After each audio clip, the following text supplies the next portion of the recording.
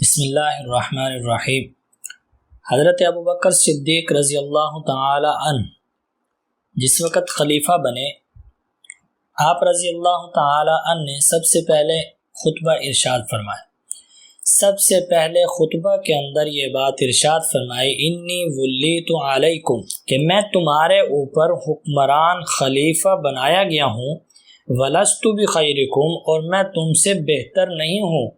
یعنی میں اپنے آپ کو تم سے افضل نہیں سمجھتا۔ آگے کیا ارشاد فرمایا کہ وَإِنْ أَحْسَنْتُ فَأَعِينُونِي، اگر میں اچھا کام کروں تو میری معاونت کرنا، میری امداد کرنا، میری مدد کرنا، میری نصرت کرنا۔ فرمایا کہ وَإِنْ أَخْطَأْتُ فَقَوِّمُونِي، اور اگر میں کوئی غلط کام کروں تو مجھے بزور بازو روکنا، مجھے روک دینا وہاں پر کہ تم یہ کام غلط کر رہے ہو۔ آگے ارشاد فرمایا کہ میری اطاعت اس وقت تک کرنا جب تک میں اللہ اور اس کے رسول صلی اللہ علیہ وسلم کے فرمان کے مطابق اطاعت کا حکم دوں۔ جب میں جناب رسول اللہ صلی اللہ علیہ وسلم اور اللہ رب العزت کے حکم کے مطابق اطاعت کا حکم نہ دوں، ان کے خلاف کسی بات کا حکم دوں، فلا طاعت لی علیکم، اس وقت تمہارے اوپر کوئی ضروری نہیں ہے میری اطاعت کرنا، اس وقت تمہارے اوپر کوئی لازمی نہیں ہے میری اطاعت کرنا۔ کیوں؟ اس لیے کہ سب سے پہلے اللہ کا حکم، سب سے پہلے اللہ کا حکم، اس کے بعد جناب رسول اللہ صلی اللہ علیہ وسلم کا حکم ہے۔ اللہ اور اس کے رسول صلی اللہ علیہ وسلم کے حکم کے مقابلے کے اندر کسی کا حکم کوئی معنی نہیں رکھتا۔ اگر اللہ اور اس کے رسول صلی اللہ علیہ وسلم کے حکم کے مطابق بات ہو، مان لینی چاہیے، حکم کے مطابق نہ ہو، اس وقت اللہ نے خود منع کیا ہے۔ دیکھیں قرآن پاک کے اندر اللہ رب العزت نے حکم دیا ہے، وَقَضَىٰ رَبُّكَ أَلَّا تَعْبُدُوا إِلَّا إِيَّاهُ وَبِالْوَالِدَيْنِ إِحْسَانًا، کہ اللہ کی عبادت کرو، اللہ کی عبادت کے بعد والدین کی اطاعت کرو۔ والدین کی اس وقت تک اطاعت کرو جب تک وہ آپ کو اللہ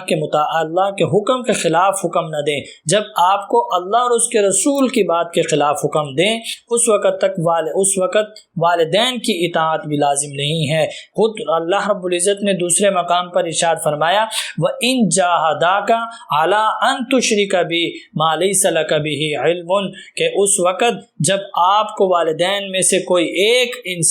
ایک شخص آپ کو شرک کے اوپر ابھارے تو مَا لَيْسَ لَكَ بِهِ عِلْمٌ فَلَا تُطِعْهُمَا، جب آپ کو اللہ کے حکم کے خلاف ابھاریں تو اس وقت فلا تطعهما، ان کی اطاعت نہیں کرنی۔ وصاحبهما فی الدنیا معروفا، لیکن پھر بھی دیکھیں کتنی اہمیت ہے والدین کی۔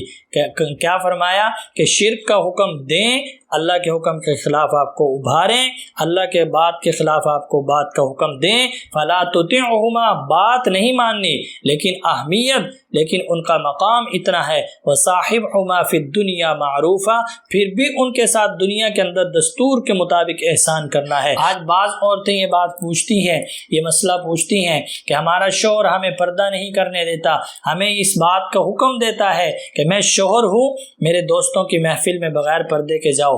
کوئی شوہر اس بات کا حکم دیتا ہے کہ میں شوہر ہوں، میری بات مانو، نماز نہ پڑھو، میرے پاس آؤ، میری خدمت کرو۔ دیکھیں اگر نماز فرض ہے،